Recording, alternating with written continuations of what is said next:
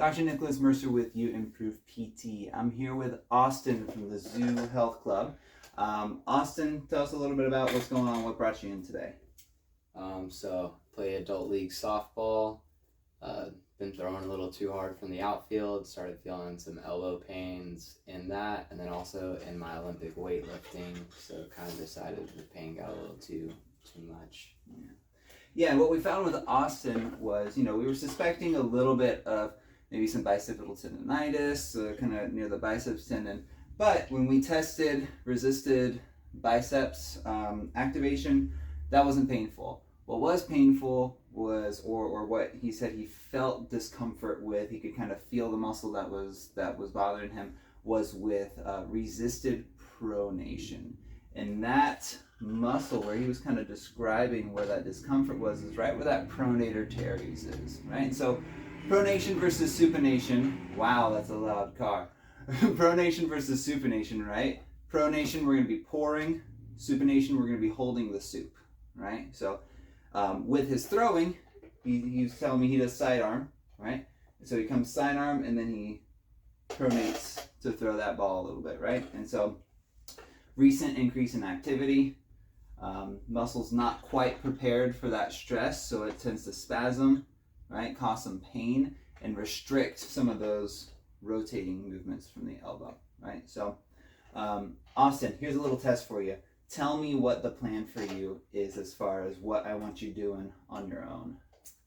Going to be massaging out spasm, working on top weighted pronation, supination, and just, restricting that activity some, letting it heal up.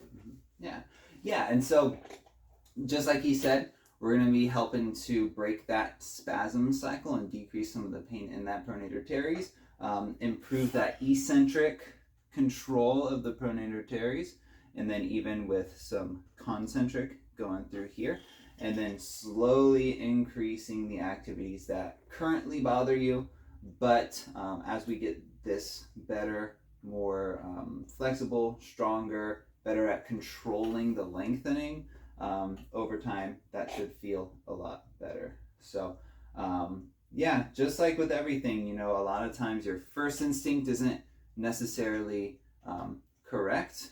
And so that's why we need to test a lot of different things to make sure that we're treating the right issue, right? The correct issue, the correct deficits, right? And another thing with baseball, softball players, a lot of times we see shoulder restrictions. We cleared the shoulder. His shoulder's super healthy. Of course, he's a very awesome trainer and coach for people at the zoo.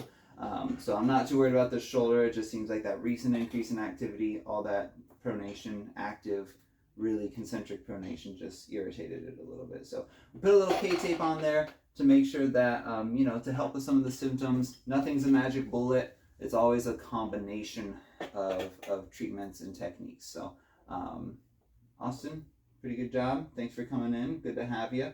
And we'll kind of check on you over time, all right? Thanks, Doc. All right.